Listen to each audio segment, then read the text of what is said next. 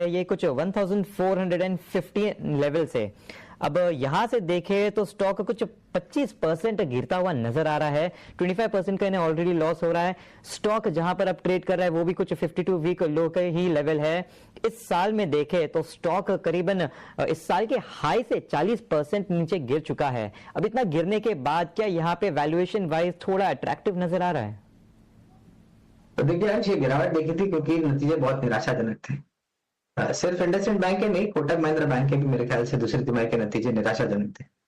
और पूरे मार्केट में जब कोई निजी क्षेत्र की बैंक, खास करके कोटक बैंक या फिर इंडसइंड बैंक पे बुरे नतीजे लेकर करती हैं, उम्मीद से निराशाजनक नतीजे लेके आते हैं, तो ऐसी परिस्थिति में करेक्शन थोड़ा बहुत ज्यादा होना लाजमी है।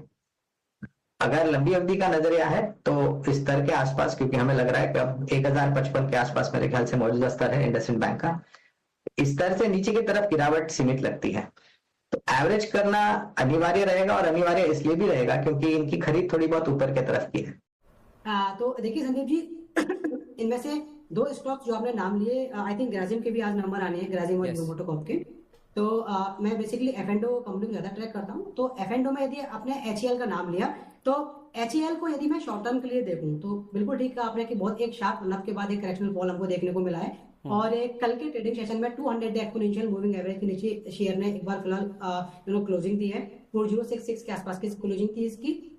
इनिशियल सेंटिमेंट की यदि हम बात करें तो स्ट्रक्चर फिलहाल वीक है। कहीं कोई भी साइन ऐसा नहीं है इसमें कि आपको दिखे कि चार्ट पे रिवाइवल है, राइट। मुझे लग रहा है कि डाउन साइड में यदि ऐसा ही रहा तो शेयर 3700 तक 3650 के आसपास, यानी कि 3650 से लेकर 3700 तक ये शेयर आ सकता है। बट यस, काफी कुछ डिपेंड करता है क्वार्टरली अर्निंग्स के ऊपर।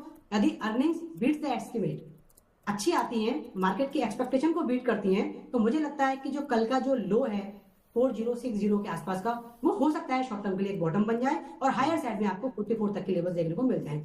तो यहाँ पे अभी टेक्निकली तो फिलहाल ग्राफ बहुत डिस्टॉर्टेड है, बाइंग की कोई अपॉर्चुनिटी नहीं है। बट यदि रिजल्ट्स इसके अच्छे आते हैं और एक्सपेक्टेशंस को बीट करते हैं, गाइडेंस वगैरह सब कुछ ठीक ठाक आता है, तो मुझे लगता है कि एक शॉर्ट टर्म रिलीफ रैली इसको देखने को मिल सकती है।